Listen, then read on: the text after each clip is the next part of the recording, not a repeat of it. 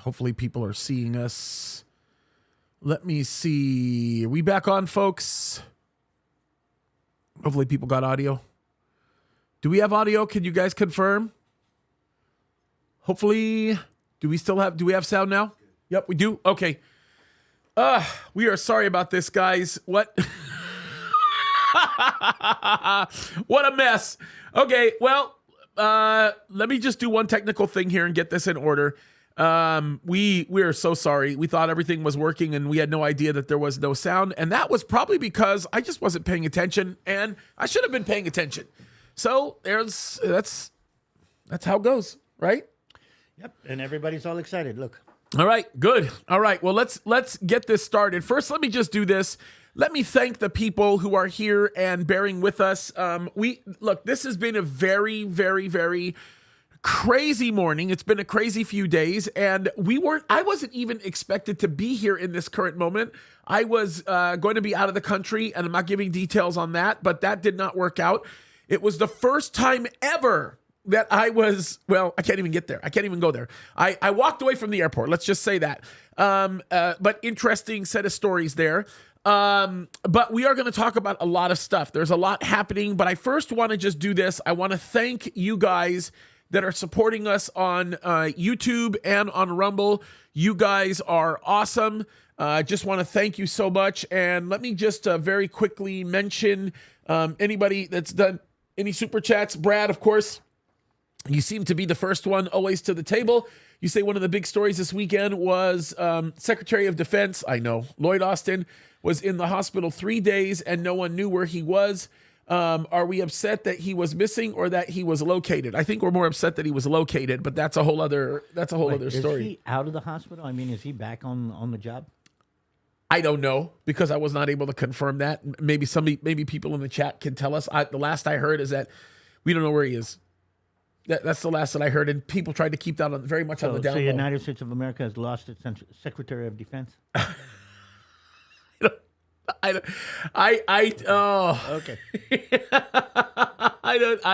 Yeah. Does that sound as weird as I think it sounds? It does sound as weird as it sounds, because it is. Listen, the name of the game right now is just complete and total chaos. That's the name of the game.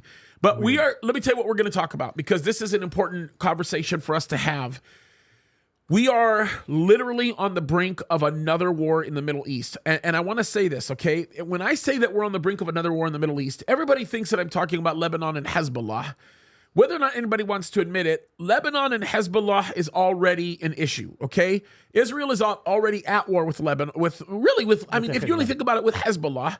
In essence, Lebanon is going to jump into play, and that's kind of the issue that we're talking about here, because their hand is going to be forced into it. And I don't care what anybody says. Beirut is undoubtedly, they're at a crossroads. And if they don't comply with seeking to fix the problem that is Hezbollah, we're going to be in a bigger problem that we have. So we have a new war that's brewing up. I think if this war actually goes into just full motion, if it's a balls to the wall situation and it ends up going crazy, we may see the conduit or the trigger to seeing not a regional war, but potentially a world war. And I want people to understand this. So let's talk about the problem for just a second, David. First of all, how are you, bro? How are things going? Good? Yeah. I get it. I totally get it. I don't know did you see the little clip that came out of a tank crew that stopped to help an old lady across the road? Oh, what a great video. Okay. What a great video. You see that? What a great video. So, I mean, these are guys, look, you got two tanks that I could see in the video, right? One guy, several guys, because every one of these tank groups have commandos that go out and do like foot sweeps. This is what I can gather. They come out and do these foot sweeps, and you have these commandos that come out. They're all in their full gear. And these are obviously it's an Arab family that's trying to get across the way, right? You can see two adults, a couple of children, yeah, and an old lady with a walker. Yeah, an old lady with a walker. And not only do these guys end up like literally helping them to put their shoes back on, taking care of them, patting them on the back like they're their own mother, just loving them, right? What does the media pick up on? What does the media say? Israel was pointing a tank at a at an innocent Palestinian family. Yeah, well, I mean, really? well by the way, it was the gun scope. Of course it was the gun Well, scope, it but was the main camera that is connected to the tank. they're utilizing the main camera. If everybody knew what it took to actually end up firing one of those things, like you can't just fire No, on accident. It's not. No, you don't fire that by And accident. you wouldn't fire even that. Why would you Well, even? It just does. Okay, so here's the thing. You can see from the info that's at the bottom of the screen that the firing switches were off. Yeah. Okay, so that's not the issue. But again, that's what the world is going to zoom into. But I kind of zoomed into something else. Oh, wow, it was beautiful. First of all, I could hear the comms in the back, which means it was an authentic movie. I mean, it was totally authentic movie. And I kind of shifted myself back there, and I said, yeah, I should be there. That's where I should be.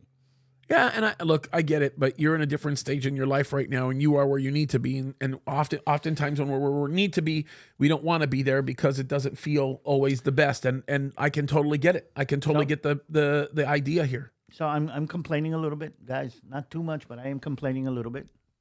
And I'm trying to say it's hard, and Sorry. people are forgetting that the war is still going on. The war is still happening. It kind of moved into the backdrop a little bit, into the background. But I think 6 guys died yesterday from a terrible accident. Well, I would like you to talk about this accident because it just shows you how dangerous it is out there. And Golden Bear, you're very welcome. Actually, that does a favor to everybody moving David's mic. I appreciate the reminder. Sorry, you guys. We have a bigger there's a lot of issues right now that we're dealing with, and war is something that is inevitable. I think it's ugly. We're dealing with it right now at a level that it's very different. Most people don't know it because out of sight is out of mind. If the media is not talking about it, you're not going to be thinking about it. And if they are talking about it, you'll be thinking about it from a different perspective. You won't understand the dangers of what's actually going on. Talk about this just to show people how dangerous this is. Yeah, let's talk about the accident with this engineer or with these engineers. Well, this is kind of a crazy moment. Well, you're in a combat zone, and you're dealing with hazardous materials, for lack of a better word. And a team of combat engineers was setting up explosives in order to demolish the entrance to one of the tunnels.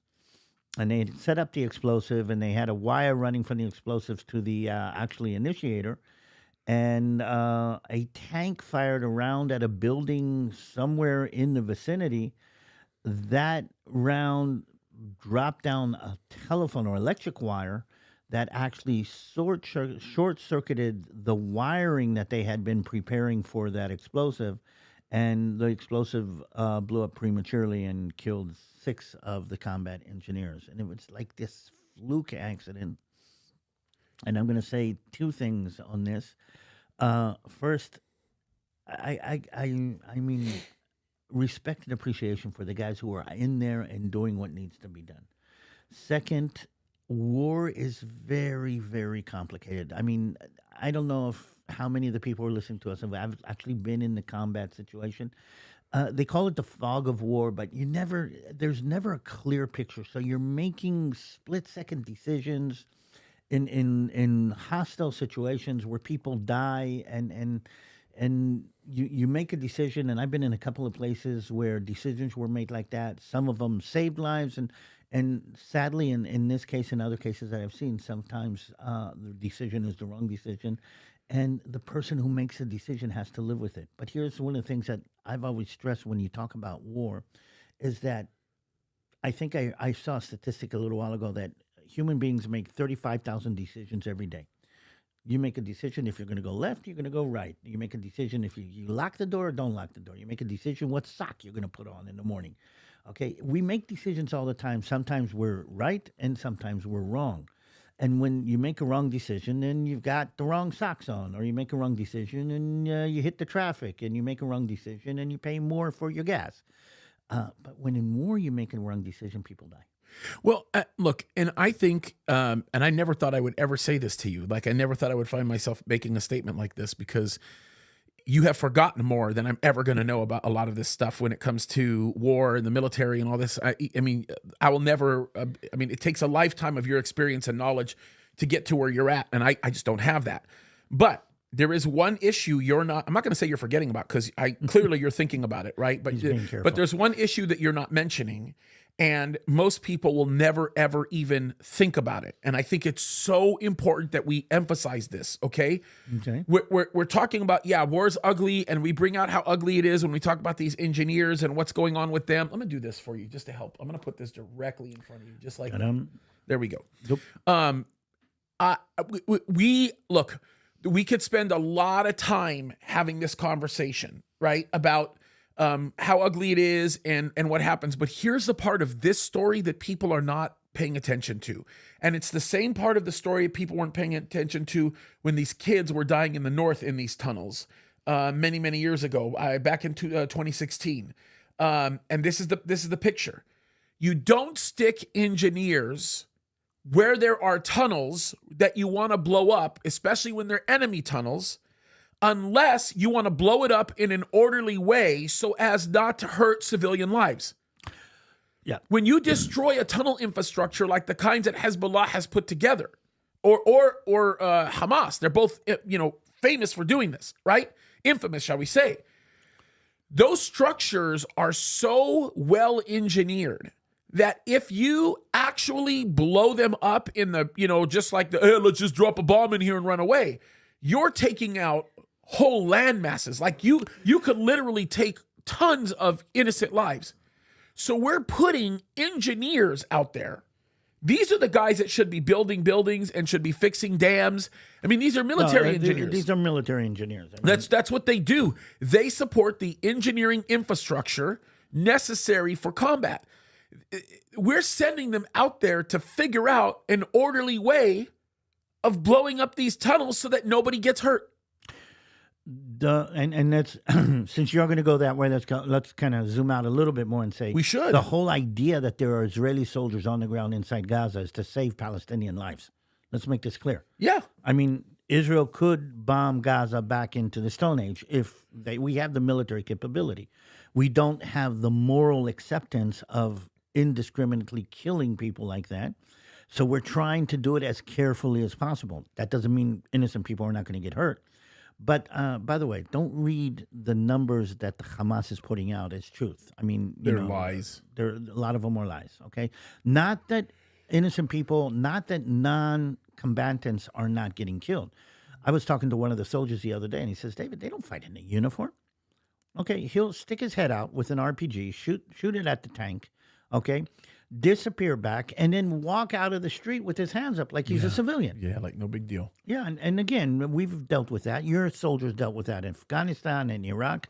Your soldiers dealt with situations like that in Guam and Okinawa. Yep. Okay? I mean, this is how the enemy fights the war, and this is the war that we're dealing with.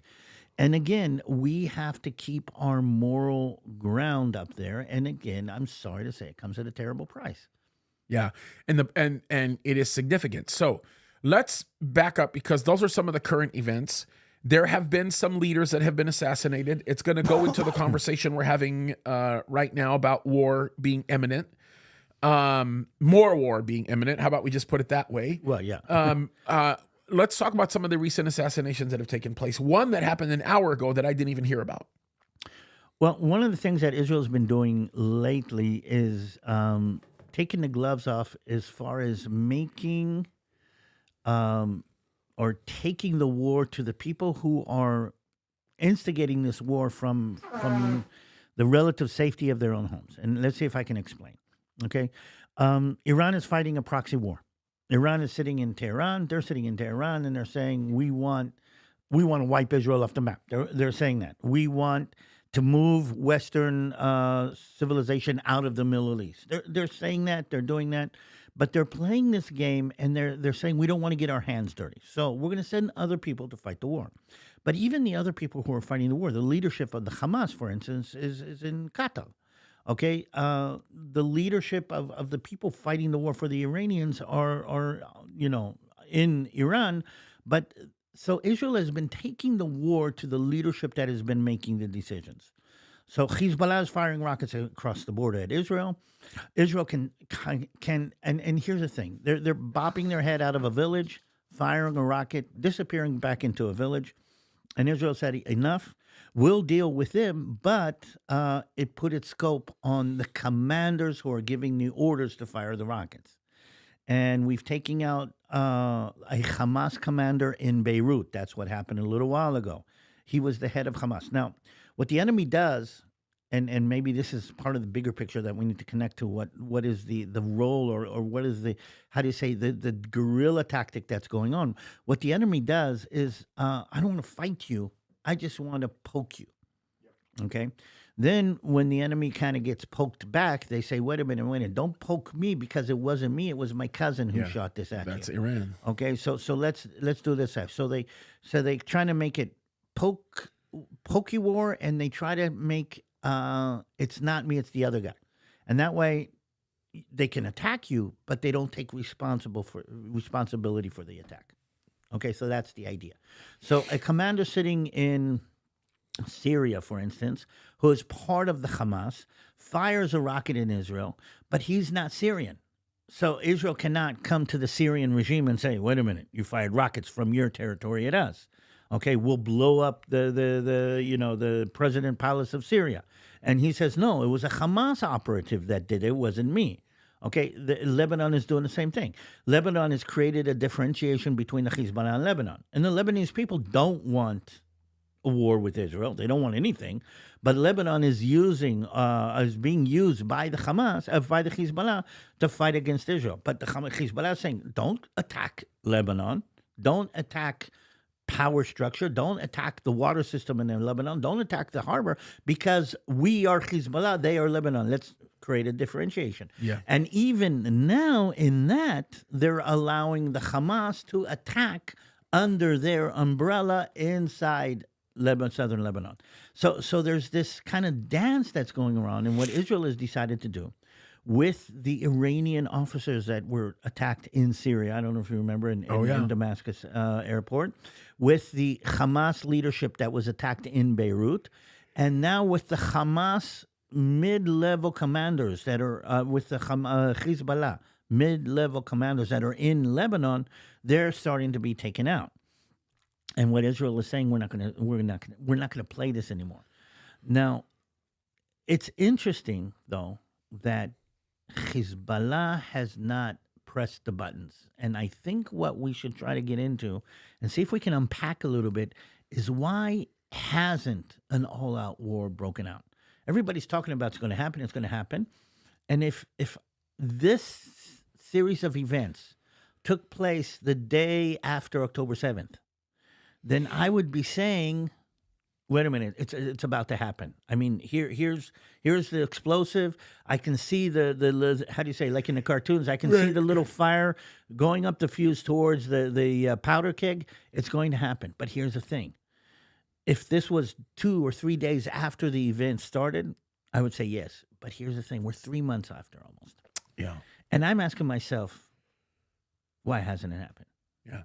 And maybe that's where we need to go a little bit today. I mean, that's the same question that I'm asking. It comes from the same place of, the very difficult issue that we had to tackle a few weeks ago, where we discussed, why in the world was there such a delay in the response and in everything that happened. And my question is why aren't they finishing this off? Like it's a big deal, and the United States has a lot to do with it. We're literally making an attempt to sabotage the position of Israel. No, I'm going to go a little bit even further. I think Western civilization does not know how to deal with Middle Eastern. Right, it's 100% right. That's not wrong. Middle Eastern negotiation tactics that basically we're seeing here. Western civilization doesn't even know how to deal with that. And that's right. And the Middle Eastern negotiation tactics that anybody who's been on a tour in the old city of Jerusalem has had to negotiate about the price of a camel, a wooden camel that he buys in a stall, understands that there's a different dynamic, a different mindset in how the West kind of deals with these things and how the Middle East deals with these things. And I think that the enemy, as in Iran now, is utilizing that difference to its advantage in what's going on. Very, very, and they're doing it very, very carefully. They're pushing just enough to be a problem, but not enough for you to turn around and walk away. Yeah. Yeah. But I think it's going to come to a head because they can't this can't happen for too much longer. Whether or not the United States of America gets involved, whether or not anybody else gets involved, Israel has to fight for not only its survival, but it has to fight for its future and it has to fight for its growth. And right now in the North, we have how many people right now in the North? I mean, we have 800,000 people. 800,000 people in the North. Moved out of their houses. The 800,000 Israeli citizens, mostly Jews, moved out of their house. Moved out. They cannot go back to their home. I was talking about the fact that I was going to leave the country and the plans, God changed those plans very obviously, right? But one of the frustrating, it's not frustrating, one of the things that I was dreading was I hate living in hotels. I hate living in other people's homes. I don't care if the hotel is a 5-star cream of the crop, serve you hand and foot. There is nothing like being in your own home. So I can't imagine this is not like them going on a vacation and sipping on orange juice and having your nice continental breakfast or whatever it might be. No, this is literally them leaving and not even having a place to go to and not understanding when they're going to be able to go home.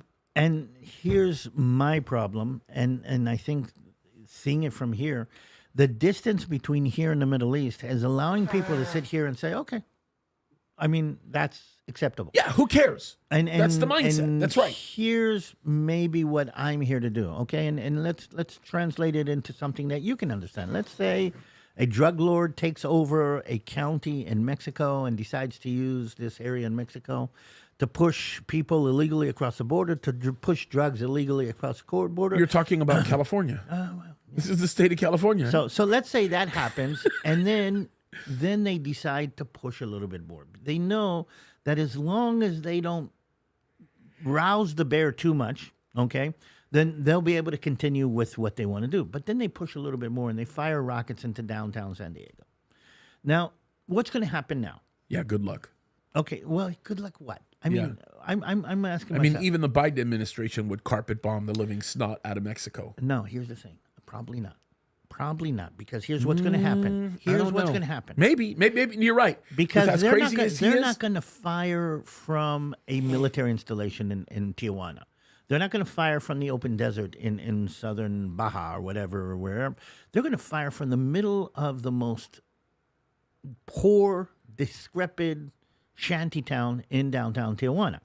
They're going to fire from there, and they're going to say fire back. And when the United States of America fires back at the sources of fire, they're going to plaster the world with pictures of these old, poor Mexican whatever dying on the streets of Tijuana and saying this is American aggression. And they're going to say, oh, yeah, well, yes, the Mexicans did fire a rocket, but that doesn't justify the retaliation. And I'm going to say even the United States of America would have a problem with this. Yeah, okay. So let's because we can have a conversation of the what ifs and the whats, and in all honesty, you're probably right. I mean, even in that section, you're probably right, especially with as weak as this administration is. But the reality of it is, there has to come a point in time where you have to say, I'm going to do my job as a government. I'm going to protect my citizens. And if you blow up everybody and their mama, is it the fault of the United States? No, it's the fault of the cartel. It is. Everybody keeps talking about what's happening in Gaza, and I know that this is tiring to people. Look, I know our numbers on YouTube have gone down because people are tired about hearing about Israel and Gaza and so on and so forth. Fine, so be it, okay? But the reality of it is it's still happening, and for the people that are getting tired hearing about it, right, just understand, I don't blame you. There's a certain point where you get so fatigued that you don't want to listen to it at all because it not only wears you down and it's not only tiring, right? It's painful to hear. But imagine being a mother who's waiting for your children to come back and you're hearing about it day in and day out. Or how about those people that are out there, fighting in the rain, okay? My whole point behind it is all of the lives that are being lost right now, They are the fault of the initial aggressors. And people say the initial aggressors are Israel, but nothing could be further from the truth. Like, you make the decision. If you if you are look, everybody don't, like, a lot of people, honestly, do you know that to this day, a lot of people don't know this? A lot of people that don't know that Hamas, even though it's a terrorist organization, is at one point legitimately elected government of Gaza. And here's another fact that a lot of people don't know. 73%. David, this is not an exaggeration. No. 73% of the people in Judea and Samaria, that's what everybody calls the West Bank. 73% of all Palestinians said they would vote for Hamas today to rule. No. If there was elections anywhere in the Arab world today, Hamas would win. Absolutely. I mean, if there was a Hamas factor in Egypt, Hamas would win. The Arabs are obsessed with the idea, the Arabs and the Muslims are obsessed with the idea that somebody's standing up to Israel. Egypt would be the only one that I would doubt, because Egypt went out of their way to blow out Islamic Brotherhood, and they did that with that was done with a lot of popularity amongst the people, and we know that Hamas is an offshoot of Islamic Brotherhood. As a matter of fact, Islamic Brotherhood is in essence they are the ones that really are, more than Iran, directing the efforts of Hamas right now in doing what they're doing because of the regional implications. So you've got the Egyptian connection. I'm asking the guy on the street, not the government, not a CC, the guy on the street looks at what Hamas does. Is he proud of what Hamas did, or is he ashamed? No, he's going to be proud because of Islam, of course. Why? That's not wrong. Why? What moves that? The Quran. Okay, so I mean, if you really think about it, it's Islamic fundamentalism. So we're talking about a society, a civilization, a dynamic, a religion, a mindset, a philosophy, call it everything, that believes that kind of violence is acceptable. Yes. In order to achieve the goals that you think are the good goals. Darn near necessary. Which means, let's say, me as a Christian saying I want more people to be Christian, and it is acceptable to go and blow up the local mosque in order to make the people decide to be Christian. It is an acceptable practice. Ba'isma Allah. In the name of Allah, yes. So what I need people to understand that is the situation. And here's the thing, and I'm going to say this with a lot of, how do you say, compassion. I live in it. You don't. So I am being judged. And when I say me, I'm saying me, my people are being judged by our reactions in a Western civilization type scenario. And we don't live in a Western civilization type scenario. And here's the mistake that we made until the 6th of October. We thought it was being more and more Westernized. It turns out that it is not. Yeah. And that's part of our... But look,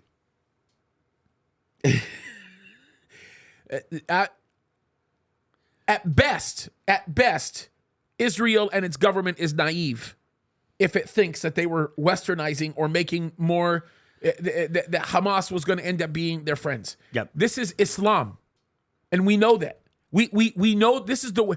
We all know the way it works. We all know the way our people are. You might not remember this. We always have situations like this when I take a group when we take groups to Israel. It's always this way. One of the very first years that I went to Israel, not this, you wouldn't remember this because this was before your time, but we've had situations very similar to this throughout the years.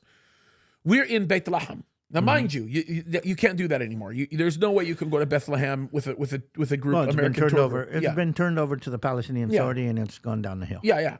And at the time, it was the Palestinian Liberation Organization under Arafat. When I was there, the very first time I was there in 1994, I believe I was there, right? And it's interesting because there was an interim. I believe it was the interim in 1994 when Israel had possession of Beit Lahem. It was a short period of time before they gave it back with Ramallah and a few other things. Okay, before the Oslo Accord. Yeah, before Oslo. This is before Oslo, which by the way, you want to talk about a joke, but that's a whole other situation. So we are outside of a store in Beit Lahem. This isn't like those sweet brothers. It's not, it's not those guys. But we're just outside of a regular store. We stop, and there's a lot of Palestinian guys selling stuff. Palestinian guys are, they're like standing on the side of the street. Hey, buy my book markers, buy my this, buy some tea, buy this, buy that. Here, we're going back and forth. Street merchants, right? I'm there with my father. And at this point, my father had a lot more energy in him than he did in later years, right? And me and my father decided that to help the Americans that were with us, we would break up. My dad would go with one group of people. I would go with another. And David, who the only Arabic David spoke was curse words. He spoke perfect Hebrew and perfect, but he decided that he would just make sure everybody, things stayed calm and whatever, because there was some, it was a mess, right? So I'm bargaining with somebody for somebody, and I'm yelling and I'm screaming, and we're going back and forth. And the guy comes up to me and he tells me, this is a guy in our group, and he tells me, he says, "You're supposed to be a Christian, James. You need to act like a Christian." Now, I'm a pastor at this time. Well, actually, I'm in Bible college. Okay. I'm not really a pastor at this time, but I'm one of the spiritual leaders in the group. This is my very first time going to Israel. And he rebukes me and he says, you need to act like Christ. And I had no tact in me at the time. And I literally had nothing to say other than, get out of here. You don't know what you're talking about. And I move on and I keep going. So it's a drag out fight. We are back and forth fighting and yelling and screaming and blah, blah, blah, and, da, da, da, da, da, and we come to a decent price. And when we finish, the guy wants to have a cup of tea with me, and I sit down and we have a cup of tea, and we're sitting outside of his little store. He has a little teapot like you have, a coffee pot is on the fire, like the one that you always used to carry. Yeah. So here's something about David you guys don't know. When we would go to Israel, anytime we went to a place where we sat out for a long period of time and we didn't want to like have tourist coffee, he bought out his little military pot that he had, and he made us real Turkish coffee, like real Turkish coffee. Or Arabic coffee. Or Arab, yeah, depending. I mean, that's really, you know what? It's you know what it is. So that's what these store owners will do. They respect you. Come on, let's have a cup of tea. Let's have some coffee, whatever. So we sit down, we do our thing, and I don't think anything of it. Ma salam, bye-bye, habibi, bye, and we leave. No big deal. He's laughing. I can't believe, and he must have said it probably 15 times. I cannot believe I met an American. I couldn't tell he was an American. I can't believe he's speaking perfect Egyptian, Arabic, and back and forth, and they're just fascinated by it because, especially in Israel, when they hear somebody speaking Egyptian Arabic, they're very fascinated by it because all the movies they watch is Egyptian Arabic movies. So we finish this whole thing up, and I leave. I just go aside and I move on. No big deal, right? So I'm off in the back of the bus, and I believe I'm talking like where the back is, and I'm spending time with Ramses and David. Ramses was the bus driver at the time, and then David, we're sitting and talking, and we're just joking and laughing and having fun. And all of a sudden, I hear this guy screaming at the top of his lungs at his son, telling his son, "Ruh jib al-musaddis." In Arabic, that means go get the gun. He's telling this to his son. Okay. This is one of these Arab shop vendors, shop owners. And as he's saying this, I'm looking at this guy that rebuked me, right, for being too loud, in the middle of the whole thing, trying to fix something. I don't know what he was doing, right? Trying to be the typical American that he was in the middle of. And when the store owner said, "Ruh jib al-musaddis," he's talking about this guy that's an American. This American that's in our group's about to get shot. I'm like, what in the world is going on? This doesn't make sense. Why? So you're about to find out. So we go, I run in and I tell this guy, get in the bus. And I'm yelling at him, like, get in the bus right now. Get in the bus, right? Command voice. Very loud command voice, aggressive. And the guy wants to fight me. I'm not getting in the bus. And I tell one of the other guys in our group, I said, grab him and drag him in the bus. And get his wife and tell his wife to call him and get his sorry rear in the bus right now. So they force him in the bus, right? And at the time that it happens, I yell at the kid because I thought his name was either Ahmed or Muhammad. I don't remember. I think I said, Ahmed, ya Ahmed, ya Ahmed, ya Ahmed, wait, come over here. And he comes and the father is there. And these are the people I just finished having tea with. And I asked him, I said, what happened? What's going on, right? So this is the story. So the elder statesman, the guy who is the more respected one, and obviously he's the elder statesman. he tells me that they're beginning to negotiate for something. I don't even remember what it was, some camel piece, or I don't know, some kind of thing. And this guy rebukes the old man for raising his voice and says, don't raise your voice, it's being disrespectful. It's like, you okay. When it was all over and we had another cup of tea and we left and everything was okay, and we ended up talking and working it out, me and my dad, especially my dad was instrumental in that one. Okay. Very instrumental. We even shared with them, listen, this is the way it is. This is, Western culture. He took it the wrong way. He doesn't understand our culture. He doesn't understand our people, blah, blah, blah, blah, blah, blah, blah. And then like everybody thought we were negotiating with him. Like the last 10 minutes, we were just laughing and joking and having fun or whatever. So we walk away. Here's the issue. I had to go back to the guy and I had to say, look, dumb, okay? You don't understand our people and you don't understand our culture, and you never will. You never. First of all, if that guy treated you offensively, you do not address him in front of his son, in front of his wife, and in front of all of his family like that, and beat him up that way, especially with a calmer voice and not a loud voice. You don't know what you're talking about, and you almost got yourself killed.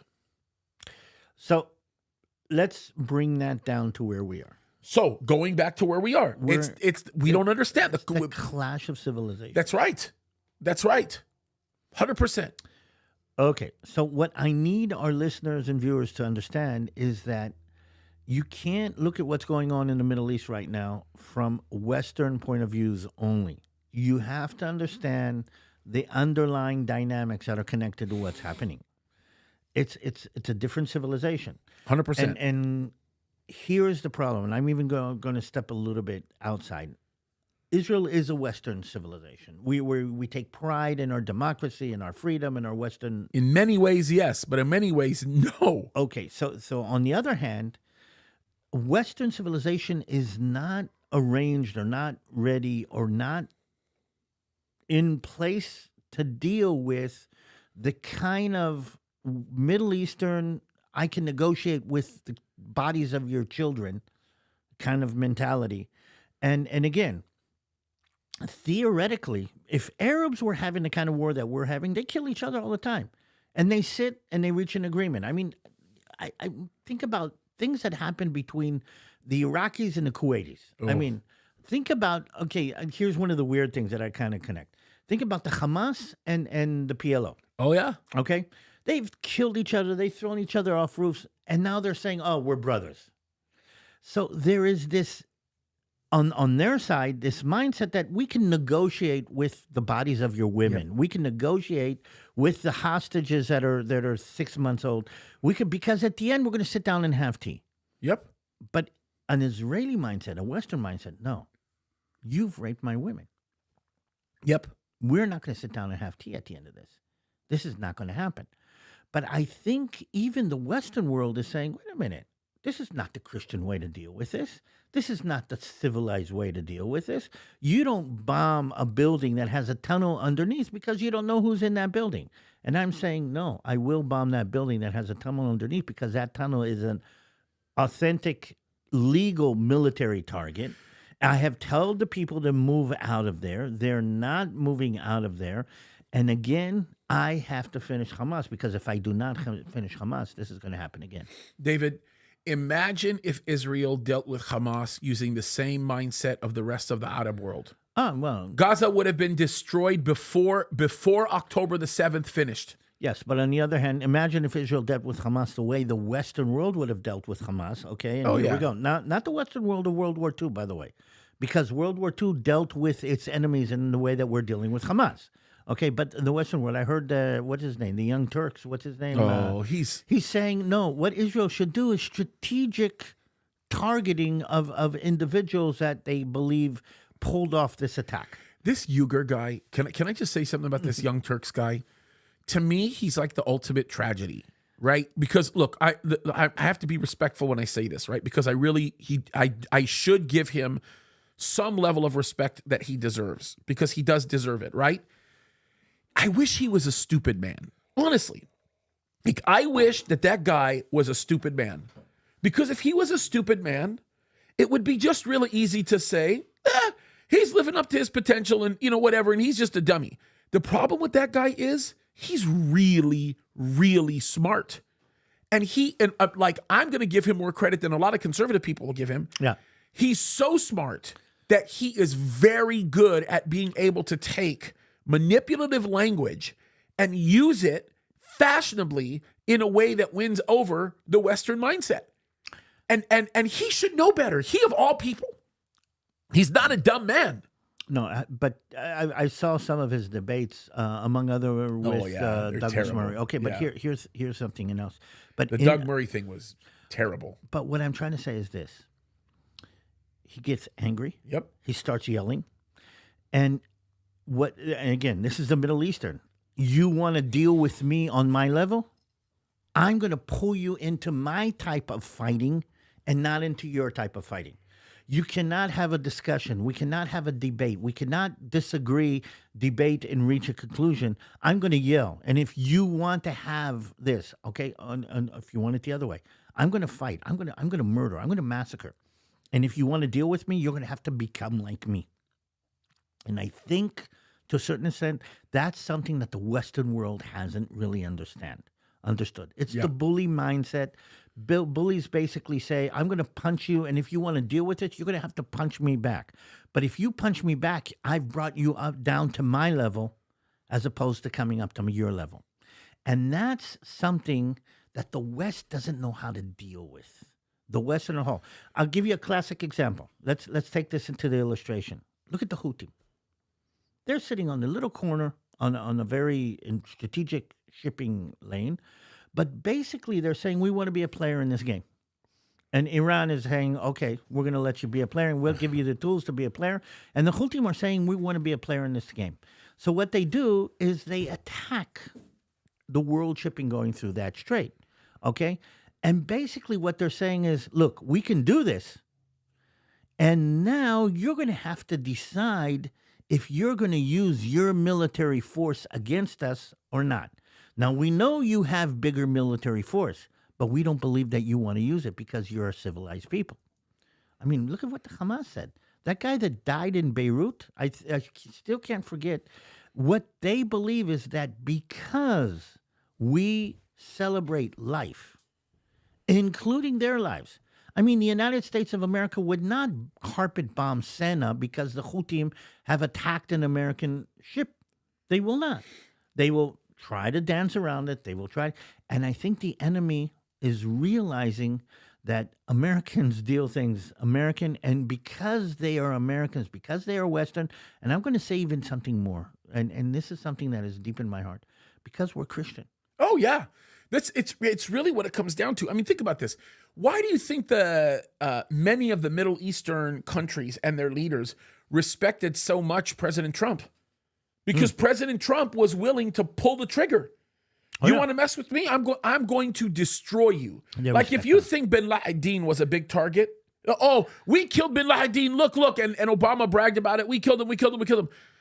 No one blinks about that. Nobody in the Middle East even cares about that. That guy was a folk legend, and in many ways, he didn't have the kind of power. But when you go to kill Soleimani,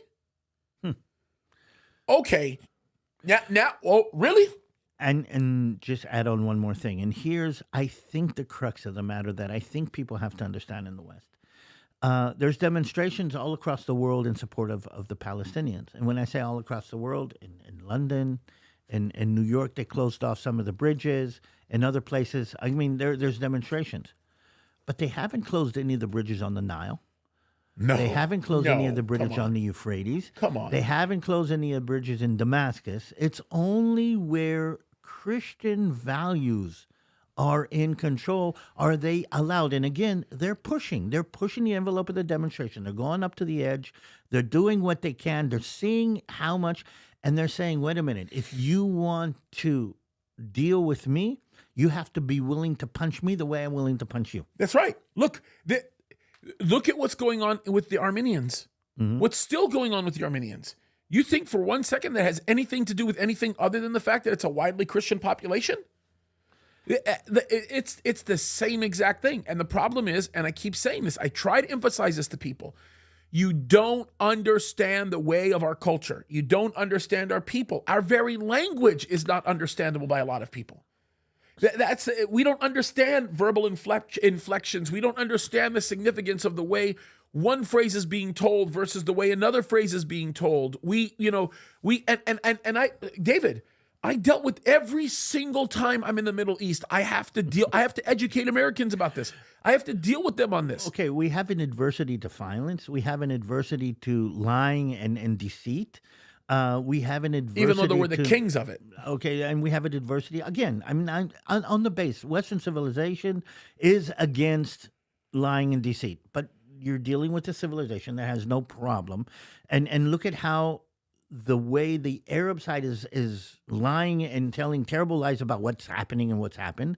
And they have no problem. They don't have an internal mechanism that says this is wrong to lie about. We have an internal mechanism. We're trying to keep the moral high ground, both in information, the information war, and the actual war. And we have a problem because they're fighting in a different way than we're going to fight. Yes. And not to mention the fact that if you are Islamic, if you're a Muslim, then your own holy book encourages you to lie. And to attack. And of course. And to attack. I still remember a classic example.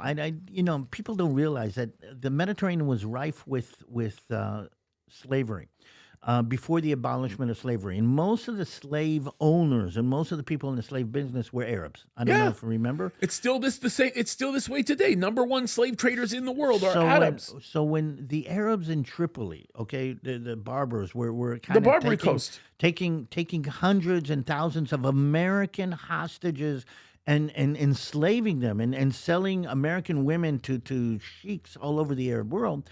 The United States of America, who had just been created, came to the ambassadors of the Barbary states and say, why are you doing? You've had no issue with America. You've had no issue. We have never colonized you. We have never attacked you. Why are you attacking our people? And the ambassador looked at him. He says, because the Quran says we can. Yeah. It's as simple. So on the shores of Tripoli, the famous, connection to the American Marines, the American Marines were put together, were created to solve this problem that Americans were being enslaved by Arabs, and the justification for that. And again, in our mindset, we're saying, okay, we need to justify this with history. No, there's no justification. The justification ridiculous. Is this, and we do not realize that that's what's happening. And I think that's part of the problem. There's a fundamental misappropriation of the facts here. And that's the thing that we have to keep emphasizing to people. This is where things are going. So here's the problem. Where does this translate to what we're about to see in Lebanon? Because what we're about to see in Lebanon is not going to be pretty. Okay, Israel has to solve the Lebanese problem. I mean, we cannot allow the threat of what happened on the 7th of October on our northern border. Israel cannot live like that anymore. We're not going to live like that with Gaza anymore. We cannot live like that on the border with Lebanon. So the Lebanese problem has to be solved. The Hezbollah has to be moved away from our border. Otherwise, we're going to have to move them away from our border. Okay, let me ask you a question that I can very easily answer, but I want to hear the answer from you because I want people to hear the answer from you because it's valuable, okay? Why in the world does Lebanon not just want to wipe themselves of Hezbollah? Why is Lebanon as a nation, why isn't Beirut saying, hey, you people are invaders. Get out of our country? They're not strong enough. They're so totally fragmented. Okay, and Lebanon is a lesson to all nations. Lebanon is a multicultural, multi-religion, multi-racial nation that for many, many years, under the auspices, mostly of the French, by the way, okay, has managed to hold it together. But the tribal tension between the different aspects in Lebanon have created a situation where the Lebanese could not agree on anything, and that left their borders open to an influx of outside players that decided to play. So the first one was the PLO.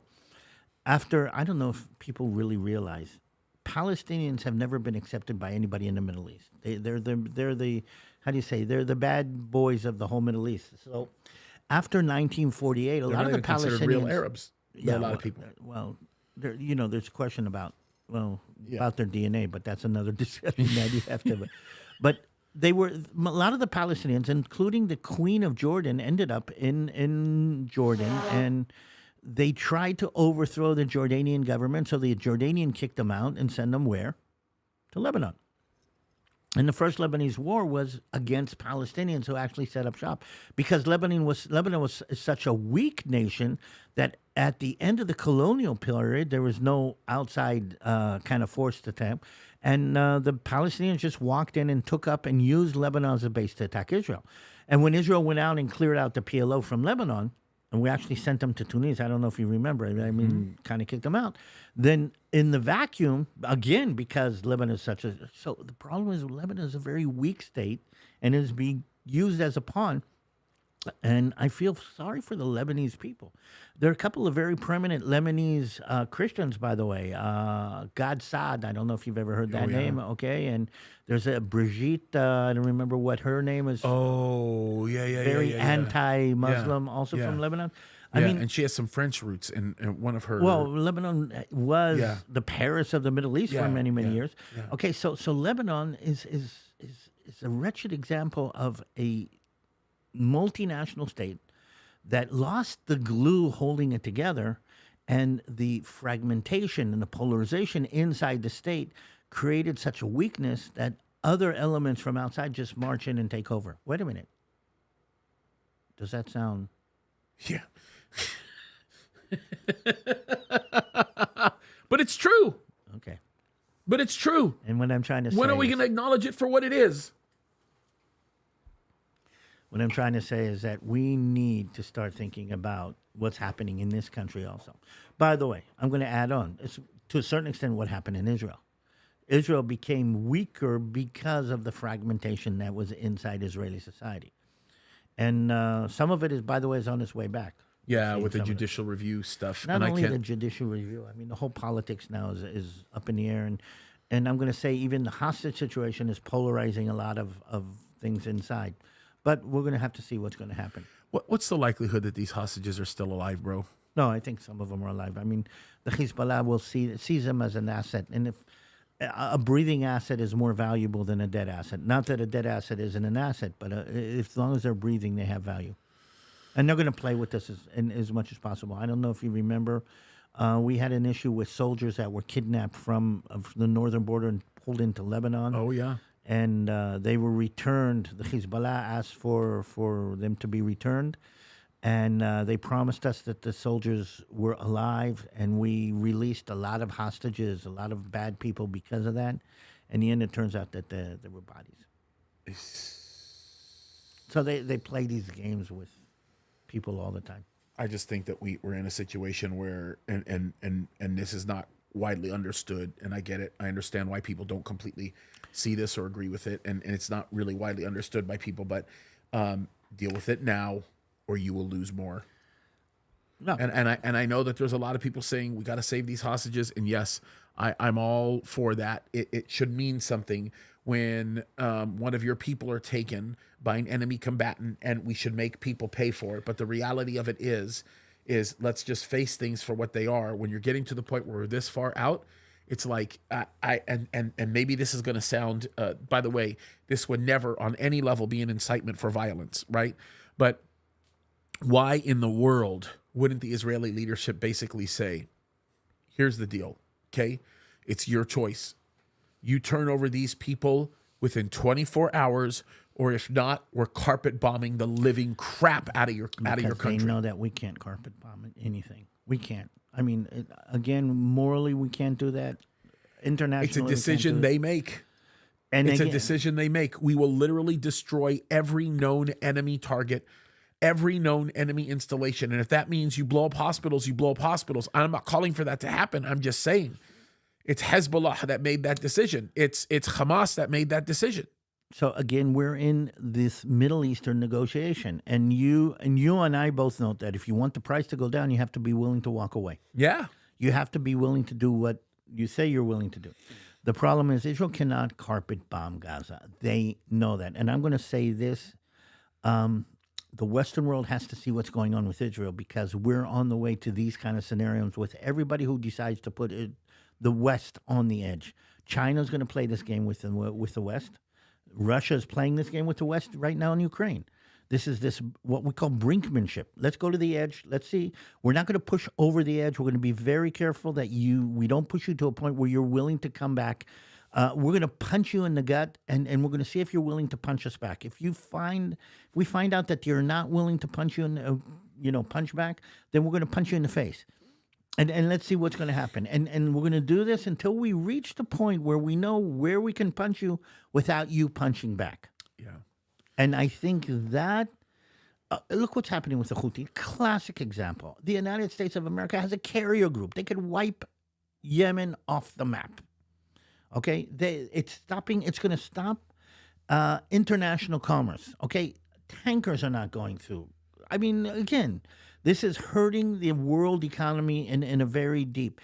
And they're playing this game. They haven't closed completely. Okay, and they're trying to make sure that they can become relevant without bringing the United States to use all of its military force to take them out. Yep. How soon? How soon do you think we're going to have an all-out war with the North? Okay, so here's my problem. What Eric Steckelbeck calls the Great Northern War. Well, I'm going to go back to what I said in the beginning. Okay, if this was day 3 after the attack, I'd say, wow, this is it. I mean, look what's going on. I mean, Israel's taking out Hezbollah commanders. Hezbollah is firing on Israeli military installations inside the country. It's just getting better. So if this was day 1, week 1, I would say, here we go. 3 months, and it's not happened. Well, 3 months, and it's gotten worse with the North. Yes, but it's not happened. Yep. Okay? So again, it's gotten worse, but it's still not happened. So Hezbollah is getting what it wants. It has held back Israel. It has kind of tied down the forces and has moved 800,000 Israelis out of their homes. But it has not paid the price for it. And they're doing that with the threat of the war. They don't actually have to. They're using their military might as you would use a nuclear deterrent. Meaning nuclear deterrent means that the nuclear bomb is a threat even if you don't use it. Yeah. The fact that you have it and you say that you will use it means that you can achieve things just because of that, even without having to use it itself. So what the Hezbollah is trying to do is using as deterrent without having to use it. Yep. But I think, and here's something that again, I'm not a politician. I hope the world realizes Israel cannot allow the Hezbollah to have a nuclear bomb. We can't allow that. We can't allow them to have the threat to close down Israel on a regular basis.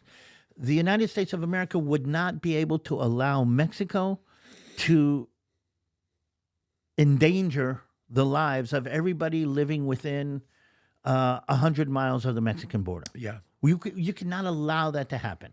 Okay, you cannot move everybody away from the Mexican border. So if you believe that the Mexicans are willing and capable and want to, the threat that they're willing to make sure that anybody within 100 miles is going to die, that threat is enough. And you're going to have to deal with the threat as much as you're going to have to deal with the actual danger. Yeah, yep.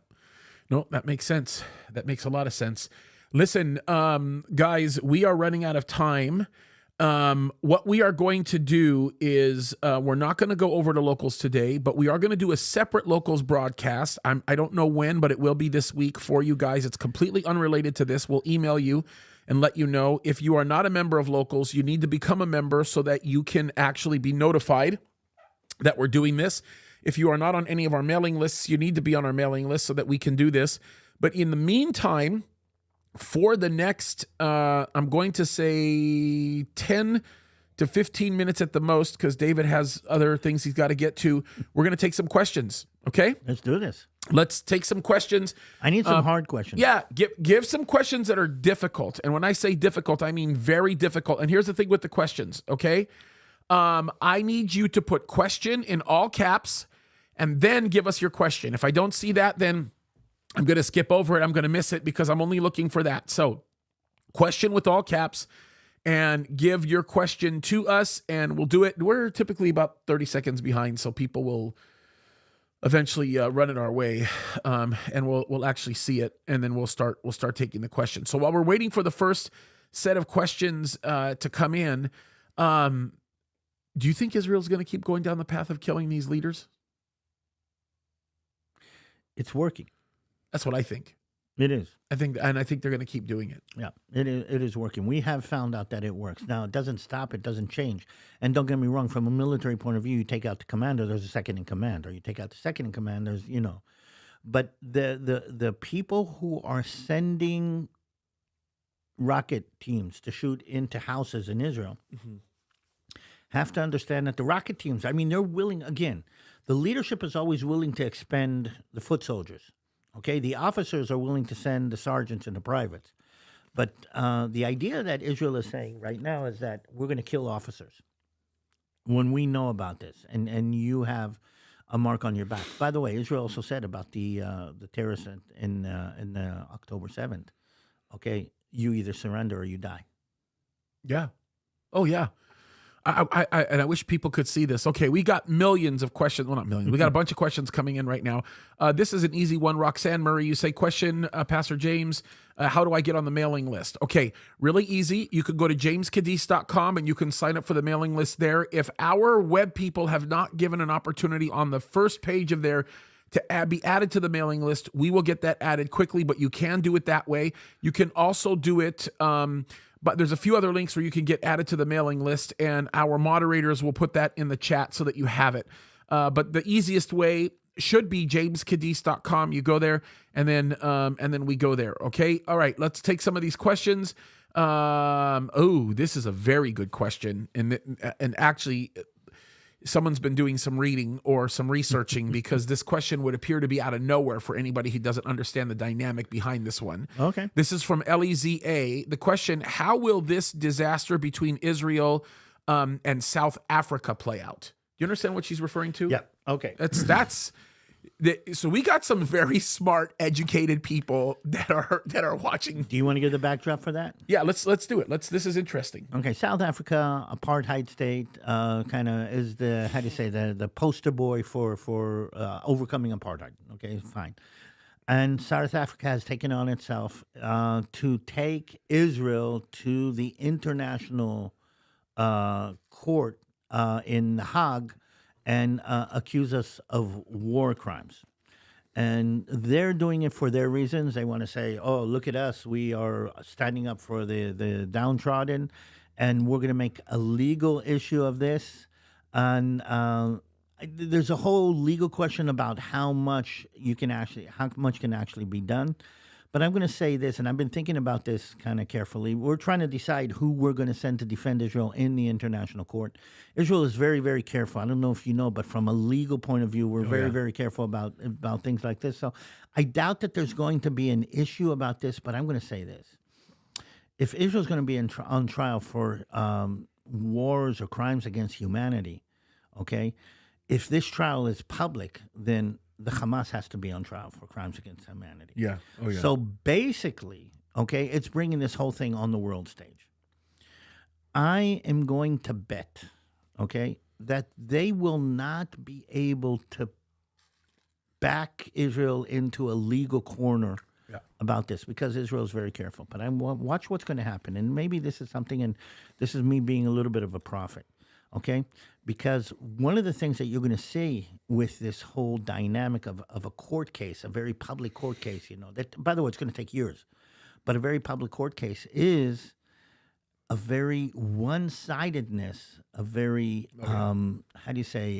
hypocritical attack on Israel without saying a word about let's take it a step further. The actual human crimes against humanity that were perpetrated by the Hamas. Well, let's take it a step further. The UN is already preparing a position on this, and it's anti-Israel. Yeah. So that's I think that's where Ellie comes from when she talks about the disaster. It's ridiculous. Okay. This is an interesting question. This is from Muna. How are the different sects of Israelis handling this? The Chabad, the Orthodox versus the secular, those different sects. That's what she's referring to. It's a very generalized question. right? And you have to understand the how do you say, the diversity of Israeli society. Um, Israeli society is kind of couple of main groups kind of breaking into it. You have secular Israeli Jews, which can be, more religious or less religious. You have traditional religious, would be, I don't know, akin to Jews who take the religion seriously but live a life inside society. You have Hasidic Jews who are, I'm going to say, for lack of a better word, Jewish version of, let's say, the what do you call it, the Amish, who kind of separate themselves from society, but are still living among us, closer among us than the Amish are allowing themselves. You've got Arab Israelis that live among us, and again, I keep on reminding people, 20% of the population in Israel is Arab. You have smaller minorities, which I would kind of include the Druze, which are an offshoot of Islam, and I'm going to even include the Messianic congregation inside, which is Christian followers or Jewish followers of Jesus, and all of that interacting inside. One of the things that this whole thing has done very, very clearly is brought everybody together. So we're seeing larger amounts of Hasidic young men joining the army today. Yeah. And things like that, more than ever before. This has brought the country together in a way that that hasn't been done for a long, long time. The new split, though, down the middle would probably be on the issue of the hostages. And Israel is actually deepening the divide between the two sides that believe in dealing with the hostage situation in two different ways. And let me just remind everybody that there's 129, if I remember correctly, hostages still inside Gaza. Yeah. And still, and it's a terrible ordeal that nobody should have to deal with this, not a family and not a nation.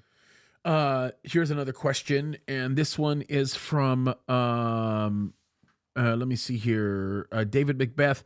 Question: do you really believe that this war is going to escalate? And that's, for me, that's an easy one. I don't believe it. I'm watching it happening right now. I think it's going to take place. Well, you know that I'm the optimist in this kind of dynamic. I'm just hoping it's not. I'm hoping that this isn't, the all out war that everybody is talking about.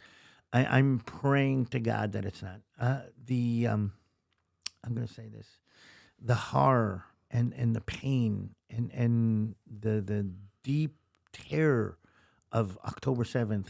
There's no way that I cannot just pray and wish for that not to ever happen again. Yeah.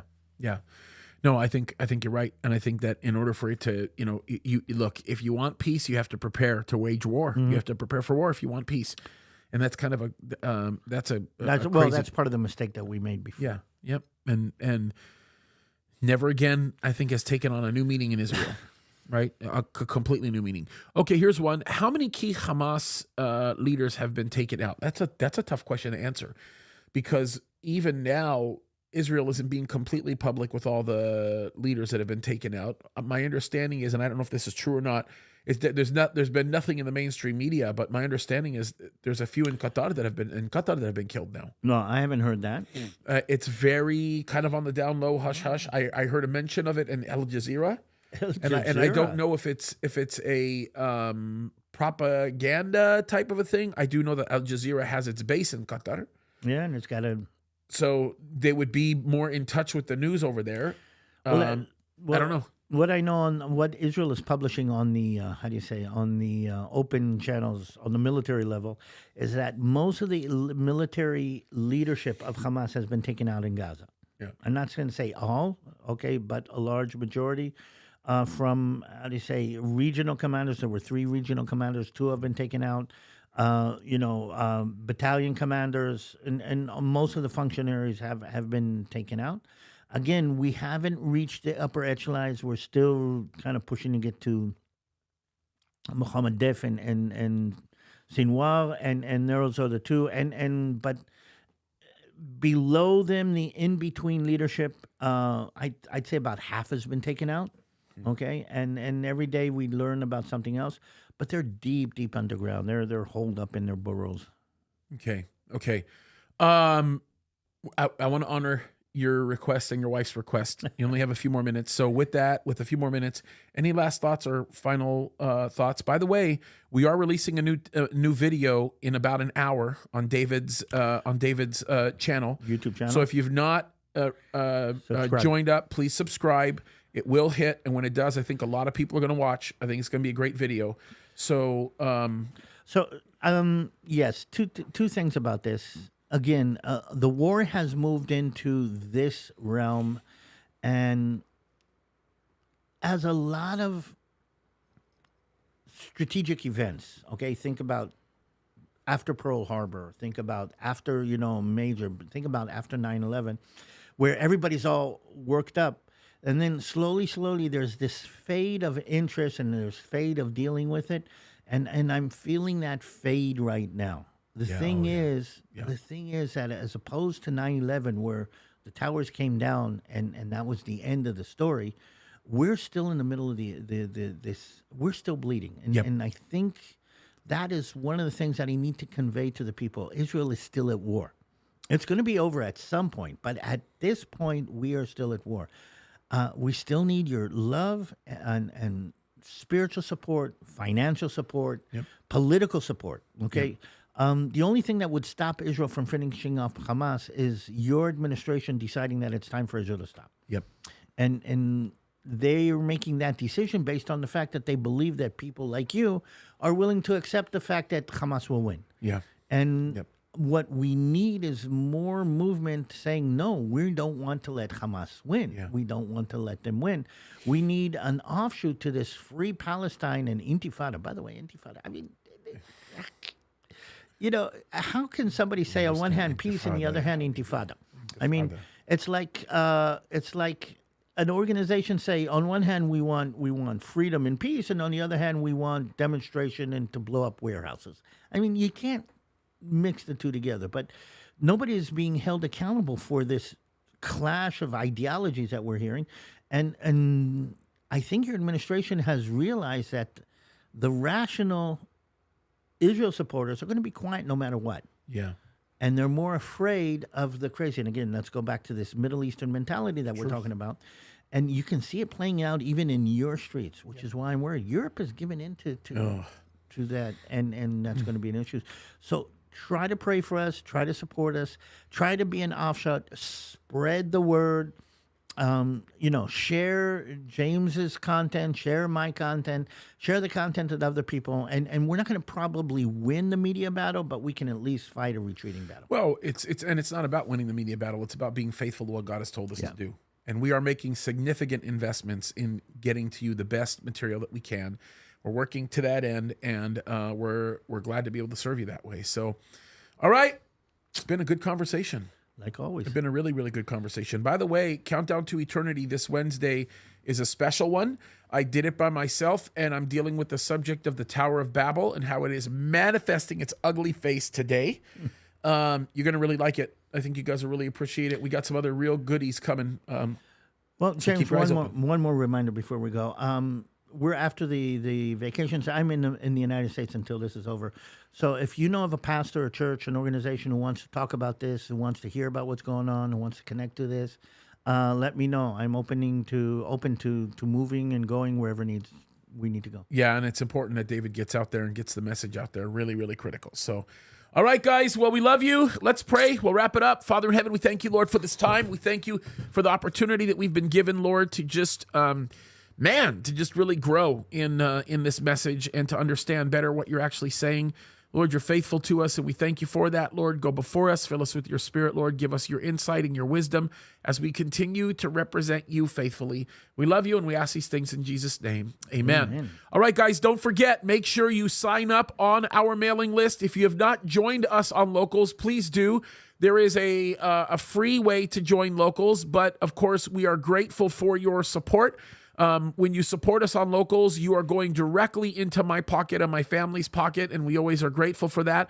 If it wasn't for that support, we wouldn't be able to do many of the things that we've been able to do, and we're just very grateful for that level that you guys continue to show us. So we love you guys. God bless you. Keep fighting the good fight, and keep your heads up. All right? Love you guys. God bless you.